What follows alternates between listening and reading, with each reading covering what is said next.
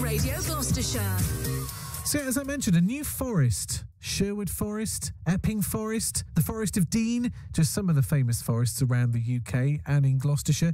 We're getting another one, the Western Forest, it's going to be called, which stretches from Chipping Campden in the north all the way down, snaking southwards through the Cotswolds, down Western Burt, through to Bristol, Somerset, and including Wiltshire as well. The aim is to plant 20 million trees by 2050. But what goes into that sort of tree planning effort?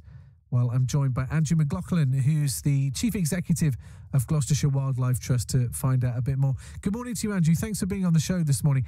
How much do you think this will change the actual landscape of Gloucestershire then? I think it's going to be a really exciting development. And I think the key thing to bear in mind is the context around trees in the UK. So we've been very good in the UK at stripping out our trees over the last 70 years or so. And we're down to around 13% tree cover over the whole of the UK, which when you compare that to our sort of neighbours in mainland Europe is about 38%. So you can see some of the difference there in terms of what the kind of gap is in terms of what we could have. And I think it's going to be a really, really exciting time for us over the next few years or so. It could be even described as tremendous in terms of the amount of trees that we'll be able to bring into the Cotswolds. But we'll need to work really closely with landowners to make sure we get the right trees in the right place for the right reason. Oh, very good. Tremendous. I've got a clang somewhere I can hear. Very, very good.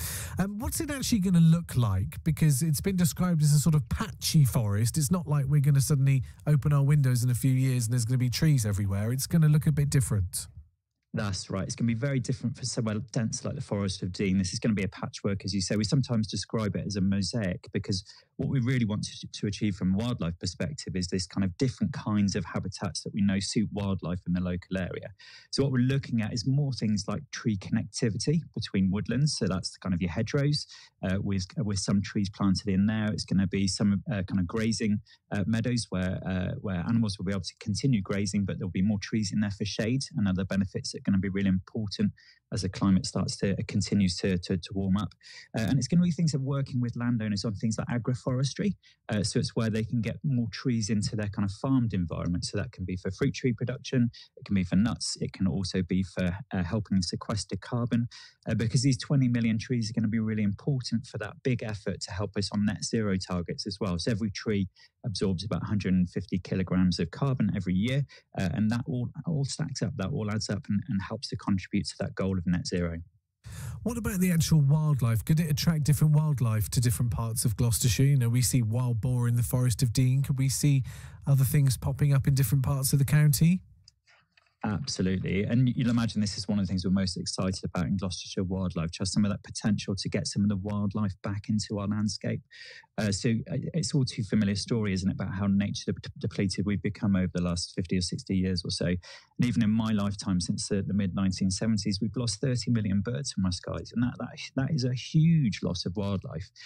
So what this will do is help to restore nature, or help us kind of get back to where we should be with some of these things. So I think some of the things that we're really excited about is the potential for animals like pine martens to move around. So we're part of that project with the Vincent Wildlife Trust to reintroduce pine martens to the Forest of Dean. They've settled really well and they're looking for new places to explore. And this connectivity between our woodlands and the Cotswolds through these kind of hedgerows will help those animals move around a lot more and help them re-establish other parts of the countryside too. But we're also excited for lots and lots and lots of other animals as well. So Beckstein's bats, they're a rare and endangered species in the UK, but they love woodland habitat, and this will create more habitat for those kind of species to really help to re-establish and thrive too. Lots of benefits for beetles and butterflies and those kind of things as well. So we can expect to see more of those things coming back, which is why I use that word tremendous. It's just so exciting that we've got a project of this kind of scale and ambition that we can work with in partnership with others in Gloucestershire to really sort of help to re-establish some of these habitats that should be here. 20 million trees are going to be planted. What type of trees can we expect to see similar to the ones in the Forest of Dean, and who's actually going to be putting them in the ground? It's going to be a huge mix of people, and we will be looking to work with communities as well as contractors and all sorts to get the work done, because this is a really, really big, ambitious project. So there's going to be a lot of tree planting to happen over the years to come. one of the things we need to be really mindful of is the kinds of trees that are going to be with us as the climate heats up. So we need to start thinking about the trees that we source from further south from where we are now, so that they can cope with some of the changes in temperatures that we're likely to experience in the years to come as well. And we need to think about specialist trees as well, like lime, which have got smaller leaves and will be more resistant to some of the impacts of climate change for the years ahead as well. So we'll need to think very carefully. But as I said, the key thing is about getting the right tree in the right place for the right reason. It's going to be a fascinating project to see. How long do you think it's going to take for these trees to be planted? I mean, it's going to then take a while for them to mature, isn't it? Absolutely, yeah. So the plan is to try and get 2,500 hectares of trees planted by 2030, which is moving some, actually. That is really quick and ambitious to try and get things working that quickly. The target of 20 million trees is a bit longer to establish. So the way the Western Forest will be set up will have a quick, kind of a lot of bursts of activity to get things going in the years to come. But like the National Forest Company in the East Midlands as well, will be here for the long stay as well. So it's partly about building those long-term partnerships and links with local communities to help get a lot of the kind of trees planted over the years to come as well. So it will be a long-term endeavour, but like everyone, we want to make some really quick progress because we've got a lot of ground to make up.